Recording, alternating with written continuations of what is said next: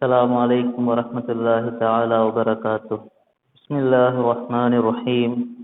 الحمد لله رب العالمين، نحمده ونستعينه ونستغفره ونتوكل عليه ونصلي ونسلم على حبيبه ونجيبه وخيرته في خلقه، حافظ سره ومبلغ رسالاته، بشير نعمته ونذير نغمته، سيدنا ونبينا بالقاسم المصطفى محمد. اللهم صل على محمد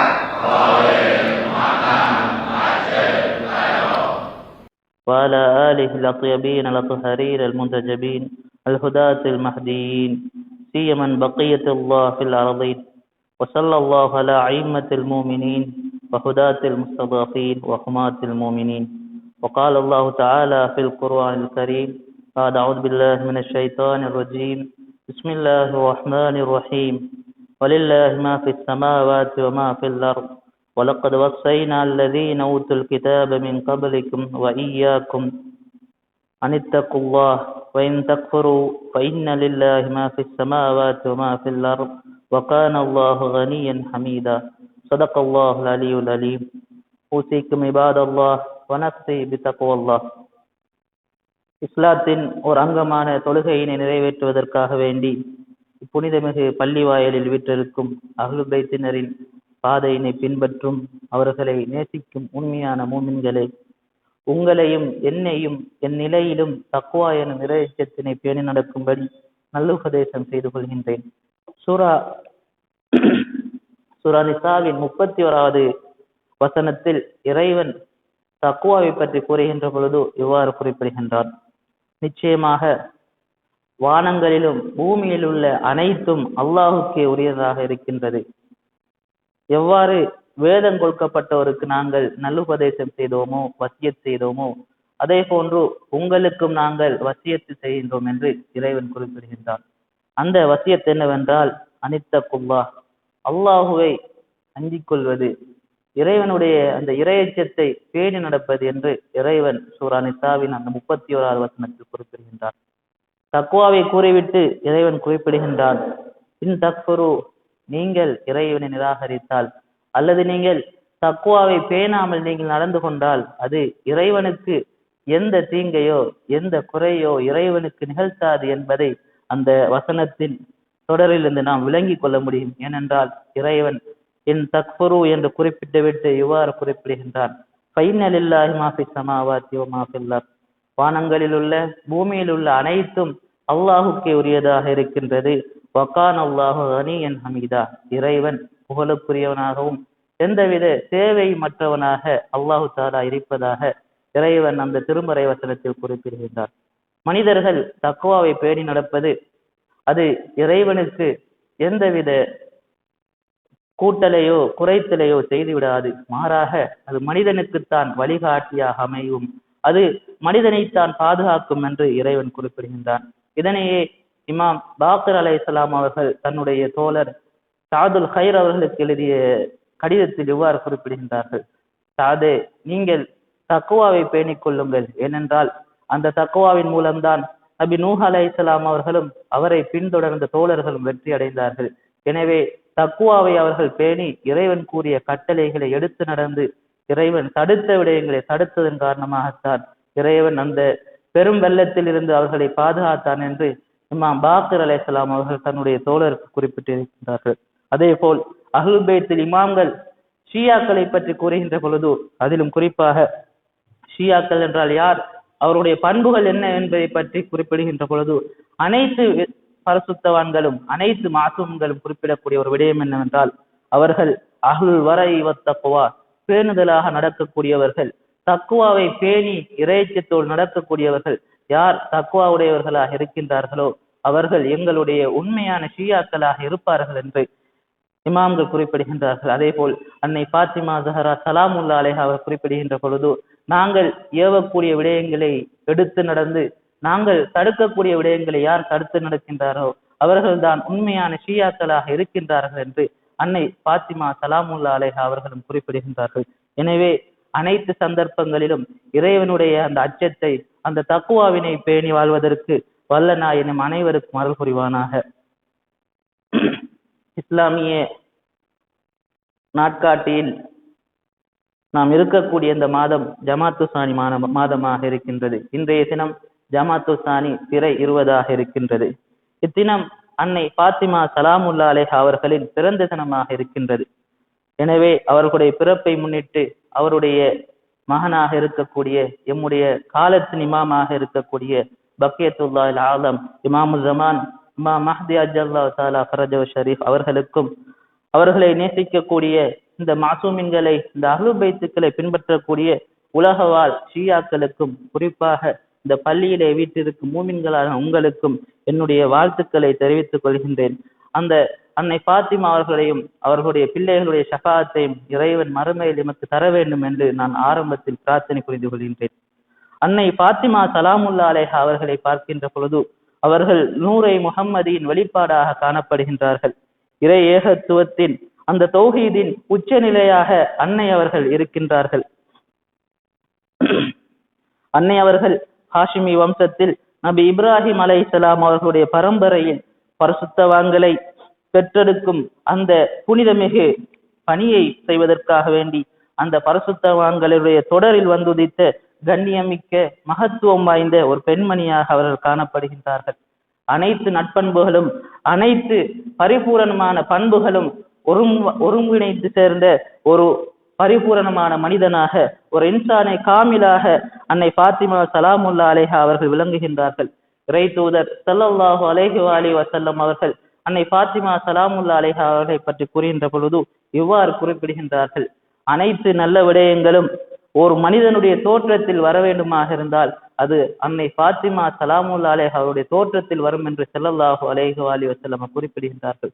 குறிப்பிட்டு விட்டு அதனை தொடர்ச்சியாக குறிப்பிடுகின்றார்கள், இல்லை, பாத்திமா அவர்கள் அந்த அனைத்து நல்ல விடயங்களையும் விட உயர்ந்த ஒருவராக இருக்கின்றார் என்று நபி அவர்கள் கூறுகின்றார்கள். மேலும் அதன் தொடரில் ஸல்லல்லாஹு அலைஹி வஸல்லம் அவர்கள், என்னுடைய மகள் பாத்திமா படைப்புகளில் இருக்கக்கூடிய அனைத்து படைப்புகளை விடவும் மிகவும் சிறந்த ஒருவராகவும் பூமியிலே மிகவும் கண்ணியம் பொருந்திய ஒருவராகவும் அவர் காணப்படுகிறார் என்று தன்னுடைய மகளை பற்றி ஸல்லல்லாஹு அலைஹி வஸல்லம் அவர்கள் கூறுகின்றார்கள்.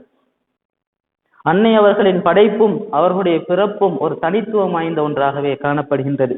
ஏனென்றால் எந்த ஒரு நபிக்கோ எந்த ஒரு இமாமுக்கோ இல்லாத தனித்துவம் வாய்ந்த ஒரு உருவாக்கம், ஒரு படைப்பு அன்னை பாத்திமா சலாமுல்லா அலைஹா அவர்களுடைய பிறப்பில் இருந்திருக்கின்றது. நாம் பார்க்கின்றோம், அன்னை ஹதீஜா சலாமுல்லா அலைஹா அவர்களுடைய கர்ப்பப்பையில் கருவாக தரிப்பதற்கு அன்னை பாத்திமா சலாமுல்லா அலைஹா அவர்கள் தன்னுடைய தாயின் கருவில் வருவதற்காக வேண்டி இறைவன் ஸல்லல்லாஹு அலைஹி வஸல்லம் அவர்களுக்கு கட்டளையிடுகின்றான், நீங்கள் 40 தினங்கள் உங்களுடைய மனைவியை விட்டு தூரமாகிருங்கள், சமூகத்தை விட்டு நீங்கள் தூரமாகிருங்கள், 40 தினங்கள் எனக்காக மாத்திரம் நீங்கள் என்னை இபாதத் செய்யுங்கள், என்னிடம் நீங்கள் முனாஜாத் செய்யுங்கள், இந்த உலகத்தில் இருக்கக்கூடிய உணவுகளை நீங்கள் உண்ண வேண்டாம், நான் உங்களுக்கு சுவர்க்கத்தில் இருந்து உணவுகளை தருகிறேன் என்று இறைவன் கூறி ஸல்லல்லாஹு அலைஹி வஸல்லம் அவர்களை சமூக தொடர்பில் இருந்து அவர்களை தூரமாக்கி வைக்கின்றான். பிறகு அந்த 40 தினங்களும் ஸல்லல்லாஹு அலைஹி வஸல்லம் அவர்கள் இறைவனுக்காக வேண்டி அனைத்து செயல்களையும் செய்கின்றார்கள். நாம் பார்க்கின்றோம், ஹதீஸிலே நபி அவர்கள் குறிப்பிடுகின்றார்கள், யார் ஒருவர் 40 தினங்கள் தன்னுடைய அமல்களை எல்லாம் தன்னுடைய நியத்தை எல்லாம் இறைவனுக்காக ஆக்கிக் கொள்கின்றாரோ அவருடைய நாவில் இருந்து இறைவனுடைய அந்த ஞானம் ஊற்றெடுக்கும் என்று நபி அவர்கள் குறிப்பிடுகின்றார்கள். வெறுமனே ஒரு செயலை மாத்திரம், ஒரு நியத்தை மாத்திரம் செய்கின்ற பொழுது இவ்வாறான ஒரு பாக்கியத்தை இறைவன் ஒருவருக்கு வழங்குகின்றார். ஆனால் இறைவனே நபி அவர்களுக்கு கட்டளையிட்டு 40 நாட்கள் என்னோடு நீங்கள் வாருங்கள் என்று நபி அவர்களை அழைத்து நபி அவர்கள் இறைவனோடு முனாஜாத் செய்கின்றார்கள். அந்த முனாஜாத்தின் அந்த இறைவனுடான அந்த வணக்கத்தின் பெருபேராக அன்னை பாத்திமா சலாமுல்லா அலைஹா அவர்கள் இந்த பூமியிலே அன்னை ஹதீஜா சலாமுல்லா அலைஹா அவர்களுடைய கருவிலே அவர்கள் வந்துதிக்கின்றார்கள். இது அன்னை பாத்திமா சலாமுல்லா அலைஹா அவர்களுக்கு மாத்திரமுடைய ஒரு சிறப்பாக இருக்கின்றது. எந்த நபிக்கோ எந்த இமாமுக்கோ எந்த ஒரு நல்லடியாருக்கோ எந்த ஒரு மாசூமுக்கோ இவ்வாறான ஒரு சிறப்பு இல்லவே இல்லை. அதே போன்று அன்னைவர்களுடைய இந்த பிறப்புக்காத்தான் நாம் இறைவனை பார்க்கின்றோம். இறைவனுடைய அனைத்து பண்புகளும் ஒன்று சேர்ந்த ஒருவராக அன்னை அவர்கள் காணப்படுகின்றார்கள். இறைவனுடைய ஜலால் ஜமால் என்று சொல்லக்கூடிய அந்த 2 வகையான அனைத்து பண்புகளும் ஒன்றிணைந்த ஒரு பரிபூரணமான ஒரு மனிதராக அன்னை பாத்திமா சலாமுல்லா அலைஹா அவர் காணப்படுகின்றார்கள். இங்குதான் நாம் தபாரக்கல்லாஹ் அஹ்ஸனுல் காலிகீன் என்று சொல்லக்கூடிய இறைவன் மிகவும் அழகான ஒரு படைப்பாளன் என்பதை கூறுவதற்கு மிகவும் தகுதி உடைய ஒரு படைப்பாக அன்னை பாத்திமா அவர்களுடைய படைப்பு இருப்பதை நாம் ஹதீஸ்களின் ஊடாக காணக்கூடியதாக இருக்கின்றது. மேலும் அன்னை அவர்களுடைய படைப்புகளை பார்க்கின்ற பொழுது அனைத்து நலவுகளும், அனைத்து நன்மைகளும், அனைத்து நல்லோரையும், அனைத்து பரிசுத்தவான்களையும் பிரசவிப்பதற்குரிய ஒரு கௌரவத்தை இறைவன் அன்னை பாத்திமா சலாமுல்லா அலைஹா அவர்களுக்கு வழங்கியிருந்தார். தன்னுடைய தந்தை ஒரு பரிசுத்தவானாக இருக்கின்றார்கள், இறுதி தூதராக இருக்கின்றார்கள், அனைத்து நபிமார்களுக்கும் தலைவராக இருக்கின்றார்கள், இறைவன் படைத்த முதல் படைப்பாக இருக்கின்றார்கள், நூரை முஹம்மதி ஸல்லல்லாஹு அலைஹி வஸல்லம் அவர்களாக இருக்கின்றார்கள். அதே போல் அவர்களுடைய தாய் ஸல்லல்லாஹு அலைஹி வஸல்லம் அவர்களால் கூறப்பட்ட உலகத்திலே சிறந்த 4 பெண்மணிகளில் ஒரு பெண்மணியாக அன்னை ஹதீஜா சலாமுல்லா அலைஹா அவர்கள் இருக்கின்றார்கள். அதே போல் அவருடைய கணவர் அமீருல் முஃமினீன் அலி இப்னு அபீ தாலிப் அலைஹிஸ்ஸலாம் அவர்கள் ஸல்லல்லாஹு அலைஹி வஸல்லம் அவர்கள் அஹ்ஸாப் யுத்தத்திலே குறிப்பிட்டார்கள், பரிபூரணமான ஈமான் என்று இமாம் அவர்களை கூறினார்கள். அந்த பரிபூரணமான இமாமின் மூமின்களின் தலைவராக இருக்கக்கூடிய அமீர் மூமின் அவர்களை தன்னுடைய கணவராக கொண்டவராக அன்னை அவர்கள் காணப்படுகின்றார்கள். அதே போல் அவருடைய பிள்ளைகளை பார்க்கின்ற பொழுது சுவனத்து வாலிபை தலைவர்களாக இருக்கின்றார்கள். இமாம் ஹசன், இமாம் ஹுசைன் ஆகியோர்கள் சுவனத்து வாலிபரின் தலைவர்கள் என்று ஷியாக்கள், சுன்னாக்கள் ஆகிய இருவரும் அறிவிக்கக்கூடிய ஹதீஸ்கள் இருக்கின்றது. அதே போல் அன்னை அவர்கள் எடுத்து நோக்கின்ற பொழுது அவர்கள் உலகத்தில் இருக்கக்கூடிய அனைத்து பெண்களுக்கும் தலைவியாக இருக்கின்றார்கள். அதே போல் சுவனத்திலே அனைத்து பெண்களுக்கும் தலைவியாக இருக்கின்றார்கள். மேலும் சுவனத்திலே நுழையக்கூடிய முதலாவது நபராகவும் அன்னை அவர்கள் காணப்படுகிறார்கள் என்பதை நாம் ஹதீஸ்களின் ஊடாக காணக்கூடியதாக இருக்கின்றது. இவ்வாறு பல சிறப்புகளை பெற்றவராக அன்னை அவர்கள் இருக்கின்றார்கள். அதே போல் படைப்புகளின் மூல மையமாக அன்னை பாத்திமா சலாமுல்லா அலைஹா அவர்கள் காணப்படுகின்றார்.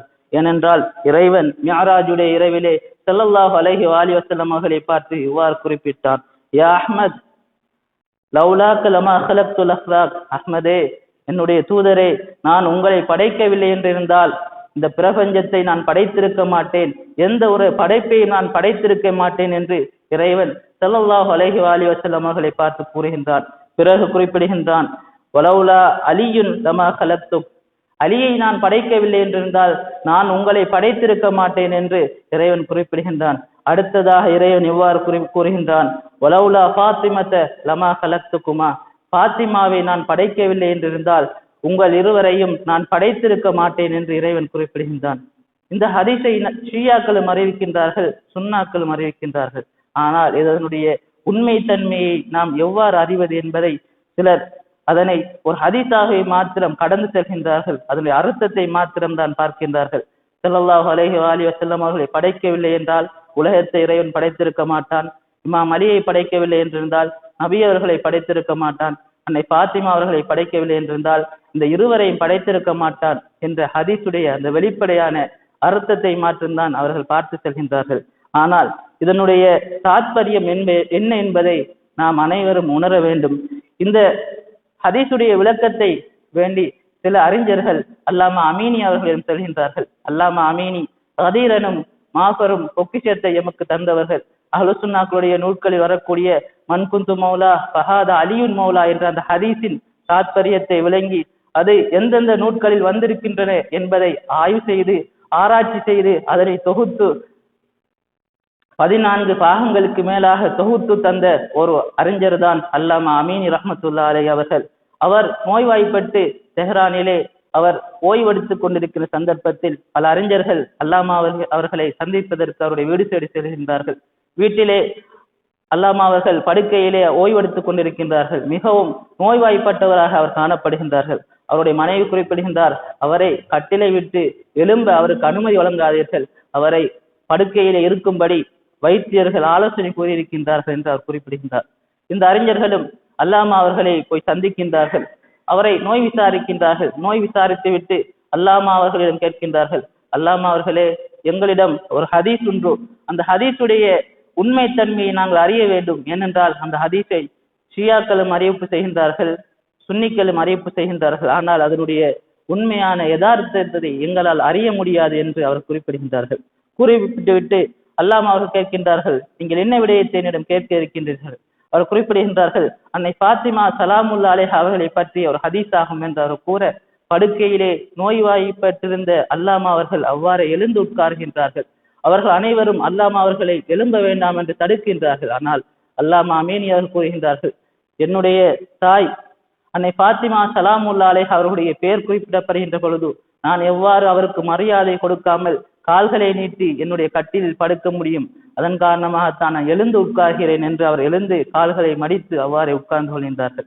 அவரிடம் கேட்கப்படுகின்றது, இறைவன் மிஅராஜுடைய இறைவிலே ஸல்லல்லாஹு அலைஹி வஸல்லம் அவர்களிடம் கூறினான், யா அஹ்மத் லௌலாக லமா ஹலக்துல் அஃலாக் வலௌலா அலியின் லமா ஹலக்துக் வலௌலா ஃபாத்திமத லமா ஹலக்துக்குமா என்ற இந்த ஹதீஸ் வந்துள்ளது. இது சஹீஹான ஒரு ஹதீஸா என்று அவர்கள் கேட்க அல்லாமா அவர்கள் குறிப்பிடுகின்றார்கள், ஆம், இந்த ஹதீஸ் சஹீஹான ஒரு ஹதீஸ் தான். ஆனால் இதனுடைய விளக்கம் என்னவென்றால், இறைவன் இந்த படைப்புகளை எல்லாம் படைத்ததற்கு நோக்கம் அவர்கள் பரிபூரணமான தன்மையை மனிதர்கள் அடைய வேண்டும், அவர்கள் நேர்வழிப்பட்டு இறைவனை அடைய வேண்டும் என்ற நோக்கத்துக்காகத்தான் இறைவன் இந்த படைப்புகளை படைத்து அவர்களை வழிகாட்டுவதற்காக நபிமார்களை அனுப்பியிருக்கின்றான்.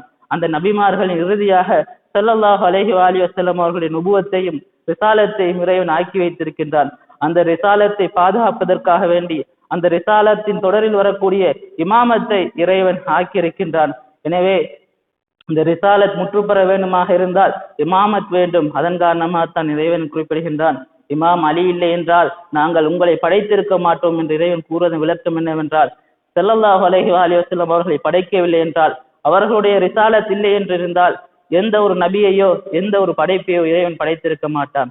அதே போல் அந்த ரிசாலத்தின் தொடராக வரக்கூடிய இமாமத் இல்லை என்றால், அமீர் மூமின் அவர்களுடைய அந்த விலாயத் இல்லை என்றால், ஸல்லல்லாஹு அலைஹி வஸல்லம் அவர்கள் காட்டி தந்த உண்மையான இஸ்லாம், உண்மையான தீன் மக்களால் அழிவுற்று இருக்கும். எனவே அதனை பாதுகாப்பதற்காக வேண்டி இறைவன் இமாம் அலி அலைஹிஸ்ஸலாம் அவர்களுடைய விலாயத்தை ஆக்கி இருக்கின்றான். அந்த விலாயத் இல்லை என்றால் அந்த நபித்துவத்துடைய பூரணம், அந்த நபித்துவத்துடைய நோக்கம் நிறைவேறாமல் இருந்திருக்கும். அதன் காரணமாகத்தான் இறைவன் இவ்வாறு குறிப்பிடுகிறான் என்று கூறிவிட்டு, அன்னை பாத்திமா அவர்கள் இல்லை என்றால் உங்கள் இருவரையும் இறைவன் படைத்திருக்க மாட்டான் என்று கூறுவதன் விளக்கம் என்னவென்றால், அன்னை அவர்கள்தான் ஸல்லல்லாஹு அலைஹி வஸல்லம் அவர்களுடைய மரணத்துக்கு பிறகு இமாம் அலி அவர்களுடைய அந்த விலாயத்தை மக்களுக்கு கூற வேண்டும் என்று மிகவும் மும்முரமாக இருந்தார்கள். மதீனாவாசிகளிடம் சென்று ஒவ்வொருவராக சென்று கதிரிலே நடந்த நிகழ்வை அவர்களிடம் எடுத்து கூறினார்கள்.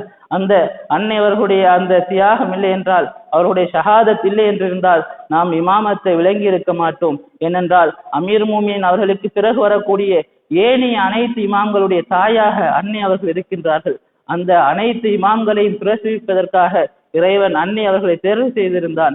எனவே அன்னை அவர்கள் இல்லை என்றால் இமாமத்தும் பரிபூரணம் அடைந்திருக்காது. இமாமத் பரிபூரணம் அடையவில்லை என்றால் ரிசாலத் பரிபூரணம் அடைந்திருக்காது. ரிசாலத் பரிபூரணம் அடையவில்லை என்றால் இறைவன் இந்த படைப்பை படைத்ததுடைய நோக்கம் நிறைவேறி இருக்காது. இதன் காரணமாகத்தான் இறைவன் இந்த ஹதீஸை இவ்வாறு கூறி இருக்கலாம் என்று அல்லாமா அமீனி அவர்கள் குறிப்பிட்டார்கள். இது இந்த ஹதீஸுக்கு சிறியொரு விளக்கமாக அல்லாமா அவர்கள் கூறிய விளக்கமாக இருக்கின்றது. நாம் பார்க்கின்றோம், அன்னை பாத்திமா சலாமுல்லா அலைஹா அவர்களுடைய அந்தஸ்தும் மகிமையும் அல் குர்ஆனிலே ஹதீஸிலே பலவிதமாக கூறப்பட்டிருக்கின்றது.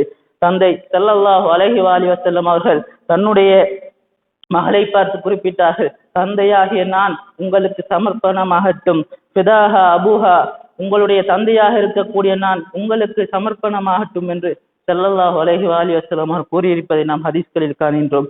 அதே போல் அவருடைய கணவர் அமீர் மூமின் அலி அலைஹிஸ்ஸலாம் அவர்கள் தன்னுடைய மனைவி அன்னை பாத்திமா சலாமுல்லா அலைஹா அவர்களை நினைத்து பெருமைப்பட்டிருக்கின்றார்கள். அதே போல் ஸல்லல்லாஹு அலைஹி வஸல்லம் அவர்கள் அமீர் மூமின் அவர்களிடம் கேட்கின்றார்கள், அலியே, உங்களுடைய மனைவி என்னுடைய மகள் பாத்திமாவை நீங்கள் எவ்வாறு கண்டுகொள்கின்றீர்கள் என்று.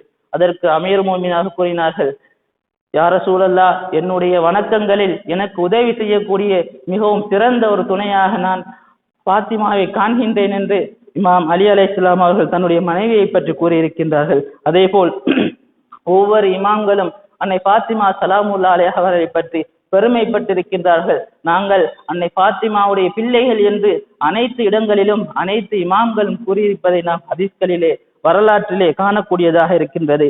இமாம் ஹசன் அஸ்கரி அலைஹிஸ்ஸலாம் அவர்கள் தன்னுடைய தாயை பற்றி, தன்னுடைய தாய் அன்னை பாத்திமா சலாமுல்லா அலைஹா அவர்களை பற்றி கூறுகின்ற பொழுது இவ்வாறு கூறுகின்றார்கள், இறைவன் எங்களை இமாம்களை அவனுடைய அத்தாட்சியாகவும் அனைவருக்கும் உரிய இமாம்களாகவும் அவனுடைய இறைவனுடைய ஹுஜ்ஜத்தாகவும் இறைவன் எங்களை ஆக்கியிருக்கின்றான்.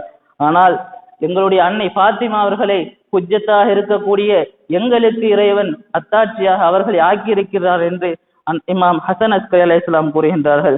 நஹ்னு ஹுஜ்ஜத்துல்லாஹி அலல் ஹல்க், நாங்கள் இறைவனுடைய படைப்புக்கு ஹுஜ்ஜத்தாக இருக்கின்றோம். வல் ஃபாத்திமா ஹுஜ்ஜத்து அலைனா, ஆனால் அன்னை ஃபாத்திமா அவர்கள் எங்களுக்கு இறைவனுடைய அத்தாட்சியாக இருக்கிறார்கள் என்று இமாம் ஹசன் அஸ்கரி அலைஹிஸ்ஸலாம் கூறுகின்றார்கள். அதே போல் காலத்தின் இமாம் மஹதி அலைஹிஸ்ஸலாம் அவர்கள் தங்களுடைய தாயை பற்றி கூறுகின்ற பொழுது, ஃபி இப்னதி ரசூலில்லாஹ் லி உஸ்வத்துன் ஹஸனா, ஸல்லல்லாஹு அலைஹி வஸல்லம் அவர்களுடைய மகள் அன்னை ஃபாத்திமா அவர்களில் எனக்கு மிக அழகிய முன்மாதிரி இருக்கின்றது என்று காலத்தின் இமாம் மஹதி அலைஹிஸ்ஸலாம் அவர்கள் கூறியிருக்கின்றார்கள். இறைவனது அத்தாட்சியும் அவனது ஹுஜ்ஜத்துக்களின் இறுதியானவருமான பக்கியத்துல்லா ஆலம் நீதியை நிலைநாட்டுவதற்காக வேண்டி இறைவன் இந்த பூமியிலே பாதுகாத்து வரக்கூடிய இமாமு ஜமான் அவர்கள் தன்னுடைய தாய் ஃபாத்திமா சலாமுல்லா அலைஹா அவர்கள்தான் தன்னுடைய முன்மாதிரி என்று குறிப்பிட்டிருக்கின்றார்கள்.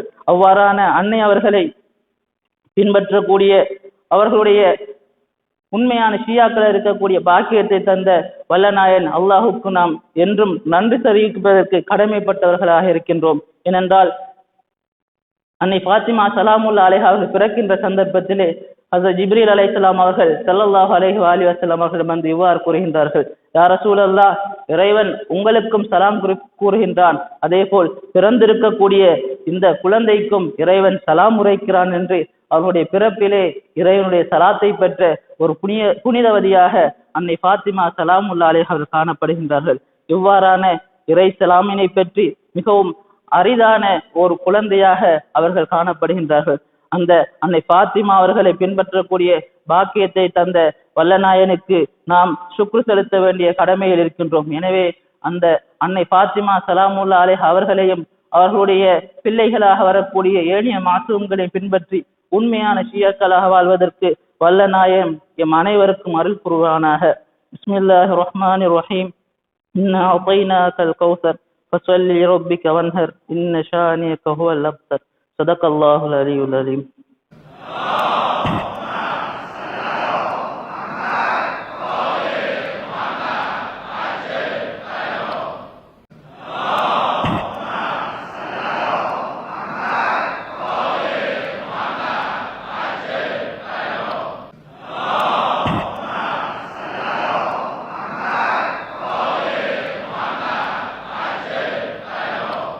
بسم الله الرحمن الرحيم. الحمد لله نحمده ونستعينه ونستغفره ونستهديه ونؤمن به ونتوكل عليه ونعوذ بالله من شرور أنفسنا ومن سيئات أعمالنا من يهدي الله فلا مضل له ومن يضلل فلا هادي له وأشهد أن لا إله إلا الله وحده لا شريك له وأشهد أن محمدا عبده ورسوله أرسله بالهدى ودين الحق ليظهره على دين كله ولو كره المشركون وجعله رحمة للعالمين بشيرا ونذيرا وداعيا إلى الله بإذنه وسراجا منيرا من يطيع الله ورسوله فقد رشد ومن يعصمها فقد غوى. أوصيكم عباد الله بتقوى الله. اللهم صل على محمد عبدك ورسولك سيد المرسلين وإمام المتقين ورسول رب العالمين. اللهم صل على أمير المؤمنين ووصي رسول رب العالمين. اللهم صل وصديقة الطاهرة فاطمة الزهراء سيدة نساء العالمين والحسن والحسين سيد شباب أهل الجنة وعلي بن الحسين ومحمد بن علي وجعفر بن محمد وموسى بن جعفر وعلي بن موسى ومحمد بن علي وعلي بن محمد والحسن بن علي والخلف القائم المهدي.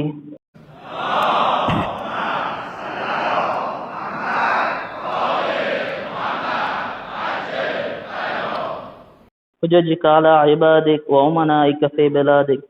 صل على أئمة المسلمين وحماة المستضعفين وهداة المؤمنين. மீண்டும் ஒரு முறை மூமின்களான உங்களையும் என்னையும் இச்சந்தர்ப்பத்திலும் இறைவனை அஞ்சி தக்வா எனும் இறையச்சத்தை பேணி நடக்கும்படி நல்லுபதேசம் செய்கின்றேன். ஜமாத்து சானி பிறை 20 அன்னை ஃபாத்திமா சலாமுல்லா அலைஹா அவர்களுடைய பிறந்த தினமாக இருக்கின்றது. இந்த தினம் இஸ்லாமிய உலகில் அதிலும் குறிப்பாக ஷியாக்களின் மத்தியில் மங்கையர் தினமாக, அன்னைய தினமாக, சர்வதேச பெண்கள் தினமாக கௌரவிக்கப்படும் ஒரு நாளாக இந்த தினம் காணப்படுகின்றது. இஸ்லாத்தில் இறைவனை நோக்கி பயணிக்கும் பாதையில் ஆண் பெண் என்ற வித்தியாசமே இல்லை. இறைவனுடைய கட்டளைகளை எல்லாம் மனித சமுதாயத்துக்கு பொதுவாகவே வந்திருக்கின்றது. அங்கு ஆண்களுக்கு ஒரு கட்டளை, பெண்களுக்கு ஒரு கட்டளை என்று வேறு விதமாக எங்கும் வரவில்லை. ஆனால் அவர்களுடைய உடல் ரீதியாக பார்க்கின்ற பொழுது அவர்களுடைய சிலருக்கு சிலரை விட சக்திகள் கூட இருக்கும். அதன் காரணமாக ஒரு சில சட்டங்கள் வேறுபட்டதாக காணப்படும். ஆனால் இறைவனை அடையக்கூடிய அந்த ஆன்மீக பாதையில் ஆண் பெண் என்ற வேறுபாடே இறைவனுக்கு இல்லை. அதனை இஸ்லாம் மிகவும் தெளிவாக குறிப்பிடுகின்றது. இஸ்லாத்தின் பார்வையில் பெண் என்பவள் ஒரு சமூக கட்டமைப்பில் மையமாக பார்க்கப்படுகின்றாள். அவள் இஸ்லாத்தின் பார்வையில் மிகவும் உன்னத ஒரு இடத்தில் பெண் என்பவள் இருக்கின்றாள். அல் குர்ஆனும் ஹதீஸும் அதனையே குறிப்பிடுகின்றது. ஏனென்றால் ஒரு சமூகத்தின் ஒரு சிறிய அழகாக காணப்படுவது குடும்பமாக இருக்கின்றது. அந்த குடும்பத்தை நிர்வாகித்து அந்த குடும்பத்தில் இருக்கக்கூடிய அனைத்து பொறுப்புகளை சுமந்து மிகவும் சிறந்த ஒரு மனிதனை சமூகத்துக்கு வழங்குவது பெண்ணுடைய வேலையாக இருக்கின்றது. அந்த புனிதமான கடமையை பெண் தான் செய்கின்றார். அதன் காரணமாக பெண்ணுக்கு பல முக்கியத்துவத்தை இஸ்லாம் வழங்குவதை நாம் காண்கின்றோம். இஸ்லாத்தில் குடும்பம் என்பது மிகவும் உன்னதமான ஒரு அமைப்பாக காணப்படுகின்றது. ஏனென்றால் இறைவனுக்கு மிகவும் பிடித்த ஒரு அமைப்பாகவும் ஒரு அழகிய குடும்பம் இருப்பதாக ஹதீஸ்களில் கூறப்பட்டு வந்துள்ளது. ஏனென்றால் குடும்ப சூழலில் பெண்கள் ஒரு நல்ல சமூகத்திற்கான சிறந்த மனிதர்களை அவர்கள் உருவாக்குகின்றார்கள். ஒழுக்கத்திலும் நட்பண்பிலும் மிகவும் உயர்ந்த ஒரு மனிதனை சமூகத்திற்கு கொடுப்பதற்கு அவர்கள் முயற்சிக்கின்றார்கள். ஒரு குடும்பம் சீர்குலைந்தால் சமூகம் சீர்குலைவதற்கு வாய்ப்புகள் இருக்கின்றது. ஏனென்றால் இந்த தாய் தன்னுடைய பிள்ளைகளை எவ்வாறு வளர்க்கின்றாரோ, எவ்வாறு அந்த பிள்ளைகளை அந்த தாய் பராமரிக்கின்றாரோ, எவ்வாறான பண்புகளை அந்த தாய் தன்னுடைய பிள்ளைக்கு கற்றுக் கொடுக்கின்றாரோ, அந்த பண்புகளை வெளிப்படுத்தக்கூடிய ஒரு மனிதனாகவே அந்த பிள்ளை சமூகத்தில் காணப்படும். அவ்வாறான மனிதர்களை ஒன்றிணைத்த ஒரு அங்கமாக ஒரு அழகாகவே சமூகம் காணப்படும். அவ்வாறான சமூகத்தை உருவாக்குவதற்கு மிக முக்கியமான கருப்பொருளாக முக்கியமாக மையமாக இருப்பது பெண்களாகவே இருக்கின்றார்கள். ஆன்மீக தலைவர் ஆயத்துல்லா சையத் அலி காமனேயி ஹஃபதஹுல்லாஹ் அவர்கள் அன்னை ஃபாத்திமா ஸலாமுல்லாஹி அலைஹா அவர்களை பற்றி கூறுகின்ற பொழுது இவ்வாறு குறிப்பிடுகின்றார்கள்.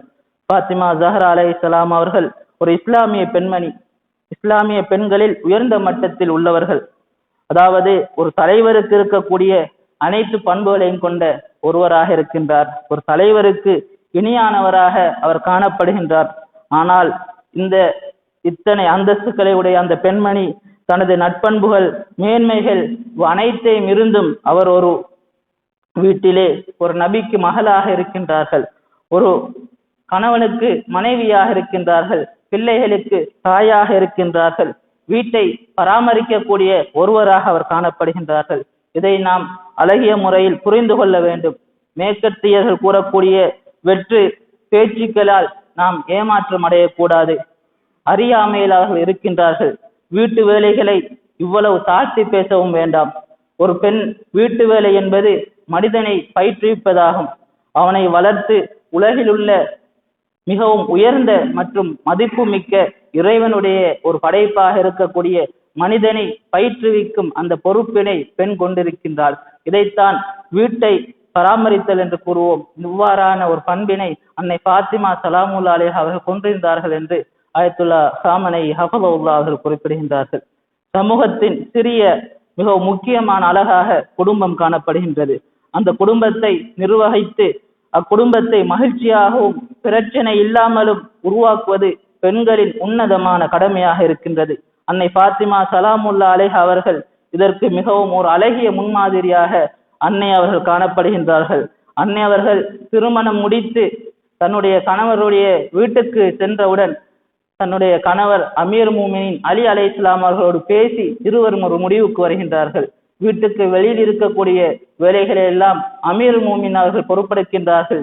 வீட்டில் உள்ளில் செய்யப்படக்கூடிய அனைத்து வேலைகளையும் அன்னை ஃபாத்திமா ஸலாமுல்லாஹி அலைஹா அவர்கள் பொறுப்பெடுக்கின்றார்கள்.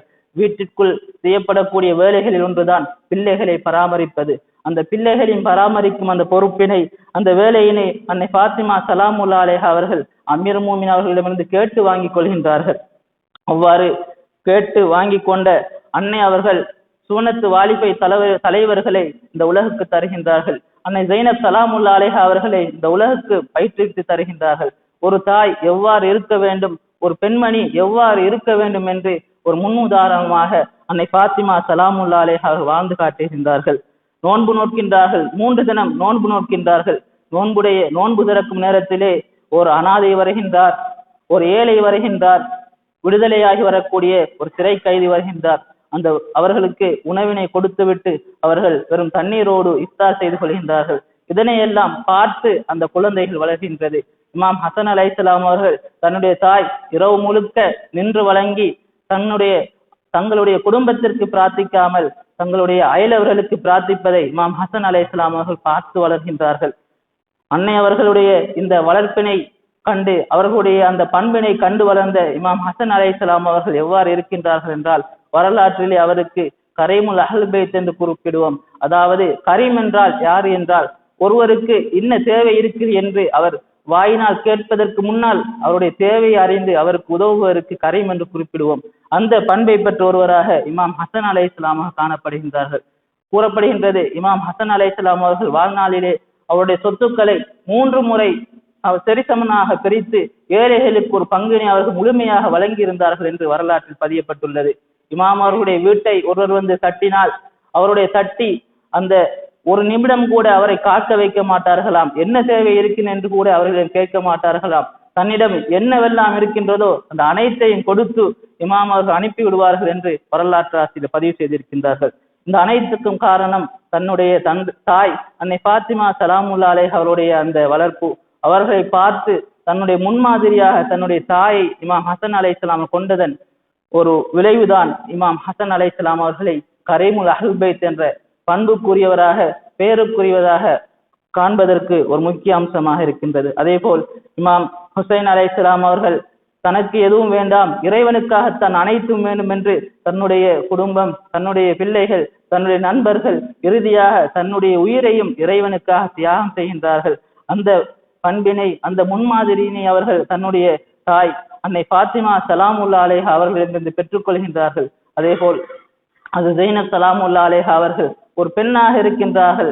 அந்த ஜாஹிலியா காலத்திலே பெண்கள் என்பவர்கள் எந்தவித அந்தஸ்தும் இல்லாத ஒருவராக காணப்பட்டார்கள். ஆனால் ஸல்லல்லாஹு அலைஹி வஸல்லம் அவர்கள் இஸ்லாத்தை கொண்டு வந்ததற்கு பிறகு ஸல்லல்லாஹு அலைஹி வஸல்லம் அவர்களுடைய வழிகாட்டலில் அனைவரும் இஸ்லாத்தை ஏற்றுக்கொண்டதன் பிறகு அன்னை ஃபாத்திமா ஸலாமுல்லாஹி அலைஹா அவர்களுடைய வளர்ப்பிலே அன்னை ஜைனப் அவர்கள் வளர்கின்றார்கள். தன்னுடைய தாய் ஹக்குக்காக வேண்டி எங்கும் குரல் கொடுப்பார்கள் என்பதை பார்த்து ஸல்லல்லாஹு அலைஹி வஸல்லம் அவர்களுடைய மரணத்துக்கு பின்னால் விலாயத்துக்கு நடந்த அனைத்து அநீதிகளின் போதும் அந்த அநீதிகளை எதிர்த்து குரல் கொடுத்த அன்னை ஃபாத்திமா ஸலாமுல்லாஹி அலைஹா அவர்களுடைய அந்த உரைகள், பதக்கை பற்றி பேசக்கூடிய இந்த குதுபத்துல் பதக்கியா என்ற உரை அனைத்தையும் பார்த்து வளர்ந்த அன்னை ஜைனப் அவர்கள் இப்னு ஜியாதுடைய அந்த மாளிகையிலே மிகவும் ஆக்ரோஷமாக பேசுவதை பார்த்து நாம் ஆச்சரியப்பட தேவையில்லை.